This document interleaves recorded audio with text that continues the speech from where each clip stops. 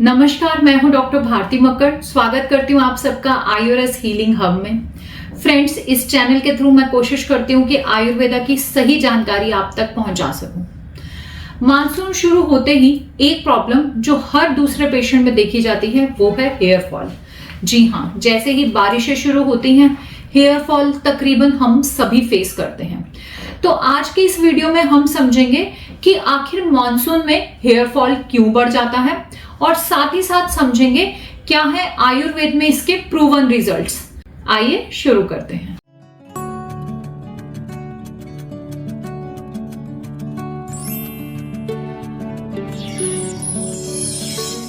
बारिश के सीजन में हर कोई फेस करता है एक्सेसिव हेयर फॉल। वीडियो के सबसे पहले पार्ट्स में समझेंगे कि आखिर ये हेयर फॉल बारिशों में क्यों बढ़ जाता है। नंबर 1, रेनी सीजन में हमारी जाठराग्नि यानी कि हमारी डाइजेस्टिव फायर वीक हो जाती है। जब हमारी डाइजेस्टिव फायर वीक हो जाती है तो हमारे खाने का पाचन सही तरीके से नहीं हो पाता और हमारे शरीर को पूरी न्यूट्रिशन नहीं मिल पाते। जो हमारा शरीर भगवान ने बनाया है ये बहुत ही समझदारी से बनाया है। हमारे शरीर में जब न्यूट्रिशन की पूर्ति नहीं हो पाती तो सबसे पहली कमी जो है वो बालों को दी जाती है। ऐसा इसलिए क्योंकि हमारी बॉडी रियलाइज करती है जो हेयर है वो सबसे कम इंपॉर्टेंट ऑर्गन है। आप कहेंगे ये मैं क्या बोल रही हूँ, हेयर तो हमें बहुत प्यारे हैं, आप लोगों को बहुत अच्छे लगते होंगे। बिल्कुल सही बात है, लेकिन अगर आप तुलना करेंगे आपके ब्रेन से, आपकी किडनी से, आपके लीवर से, तो इन सब के मुकाबले हेयर जो है उन्हें कम इंपॉर्टेंस देना जायज है। तो बॉडी यही एनालिसिस करती है कि जब न्यूट्रिशन की कमी होती है तो सबसे पहले वो कमी वो हेयर में भेजती है और बाकी बॉडी ऑर्गन्स को बराबर न्यूट्रिशन सप्लाई करती रहती है। तो इसलिए जब बारिशों में हमारी जाठराग्नि वीक होती है और हमारे अंदर न्यूट्रिशन की कमी हो जाती है डाइजेशन ठीक ना होने की वजह से, तो वो कमी साफ साफ हेयर में दिखती है। इसके वजह से बाल झड़ने लगते हैं। नंबर 2, बारिशों के सीजन में ह्यूमिडिटी भी इंक्रीज हो जाती है। आप समझ सकते हैं कि चिपचिपापन, पसीना बहुत ज्यादा आने लगता है और बाल क्योंकि हम हमेशा खुले नहीं रख सकते, बंधे ही रहते हैं, तो उनमें पसीना और ज्यादा आने लगता है। ह्यूमिडिटी की वजह से हमारा स्कैल्प बहुत ज्यादा स्वेटी और स्टिकी हो जाता है। इससे बार बार डैंड्रफ या कई बार फंगल इन्फेक्शन भी होने लगते हैं।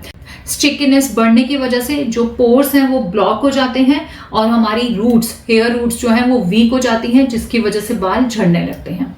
तीसरा जो सबसे मेन रीजन है वो ये कि अगर आयुर्वेद के दृष्टिकोण से समझें तो इस सीजन में यानी कि बरसातों के सीजन में हमारा पित्त तो बड़ा ही होता है गर्मियों के बाद, साथ साथ हमारा वात भी बढ़ने लगता है। यानी कि बॉडी में वात और पित्त दोनों दोष बढ़ने लगते हैं।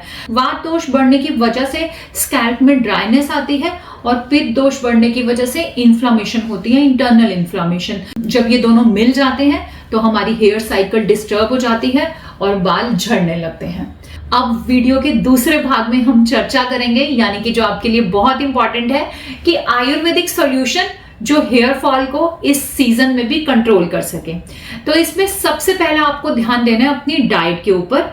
जी हाँ, आपको हल्का खाना खाना है और थोड़ा गर्म गुनगुना खाना खाना है, या ऐसी चीजें खानी है जो तासीर में हल्की गर्म हो।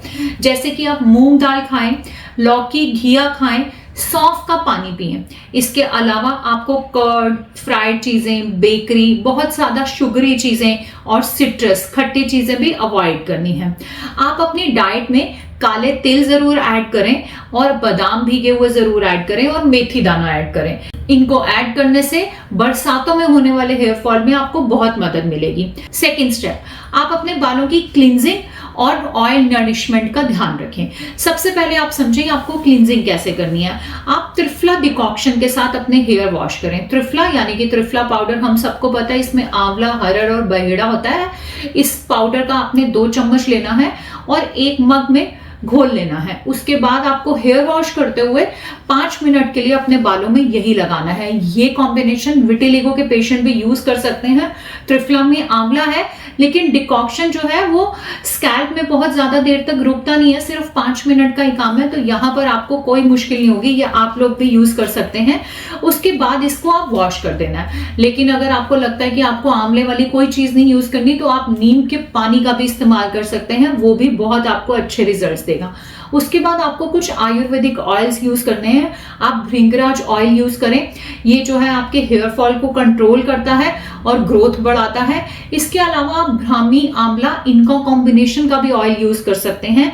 ये आपके स्कैल्प को सूदन करता है, यानी कि स्मूथ करता है और आपकी रूट्स में ताकत देता है। आप हफ्ते में 2 से 3 बार इन तेलों का उपयोग करें और उसके बाद एक बहुत ही माइल्ड हर्बल शैम्पू का इस्तेमाल करें। यहां पर भी मैं करेक्शन करना चाहूंगी कि हमेशा शैम्पू जो है वो केमिकल फ्री या माइल्ड केमिकल्स वाला हो। ल्यूकोडर्मा में तो मैं हमेशा ही बताती हूँ कि कोई भी स्किन प्रॉब्लम हो केमिकल के इस्तेमाल करने से बढ़ जाती है, तो इस चीज का आपको बहुत ध्यान रखना है। स्टेप 3, आप कुछ हर्बल सपोर्ट भी ले सकते हैं, यानी कि कुछ हर्ब्स का भी उपयोग कर सकते हैं जिससे आपको बालों में बहुत अच्छे रिजल्ट मिलेंगे। नंबर 1 पे आप अश्वगंधा और ब्राह्मी इस्तेमाल करें, ये स्ट्रेस फ्री हेयर ग्रोथ के लिए बहुत अच्छा है।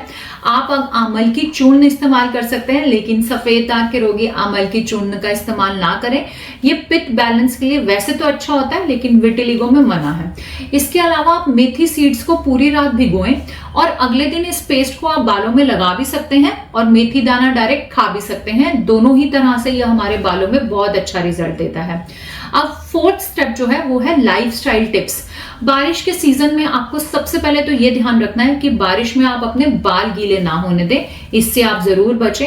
और अगर आपके बाल गीले हैं, चाहे वॉश करने की वजह से भी गीले हैं, तो गीले बालों को आप कभी भी टाइटली टाई ना करें। ऐसा करने से भी आपके हेयर रूट्स वीक होते हैं। और हमेशा बालों में स्ट्रॉन्ग केमिकल्स वाले शैम्पू नहीं लगाएं। आजकल बहुत एडवर्टाइजमेंट आती है और हम केमिकल्स वाले शैम्पूज का इस्तेमाल करते हैं। वो हेड वॉश करने के बाद, यानी कि बाल धोने के बाद, तो आपको तुरंत अपने बाल सॉफ्ट लगते हैं। ऐसे शैम्पूज में जो केमिकल होते हैं वो तुरंत तो आपके बालों को स्मूथ सिल्की लुक दे देते हैं, लेकिन लॉन्ग टर्म में आपके बाल जो है ज्यादा ड्राई, ज्यादा बेजान होते जाएंगे, उनके रूट्स भी वीक होते जाएंगे, जिसकी वजह से आप हेयर फॉल की प्रॉब्लम ज्यादा देखेंगे। और साथ ही साथ इसी में आप एक और चीज का ध्यान रखें, आप रेगुलरली योगा और प्राणायाम करें, ये बहुत ही अच्छा है। और अगर आपका हेयर फॉल स्ट्रेस की वजह से है तो ये स्टेप को फॉलो करना बहुत इंपॉर्टेंट है। In rainy season hair fall is natural but manageable. आप यकीन मानिए, आयुर्वेद को सही तरीके से फॉलो करके ना आप अपने हेयर फॉल को रोक सकते हैं, बल्कि आप अपने स्कैल्प को, अपने हेयर रूट्स को और ताकत दे सकते हैं, बालों का टेक्सचर और बढ़िया कर सकते हैं। अगर आप भी बालों की ग्रोथ से परेशान हैं या बालों की किसी भी तरह की समस्या है, तो एक अच्छे आयुर्वेदिक डॉक्टर से जरूर मिलें।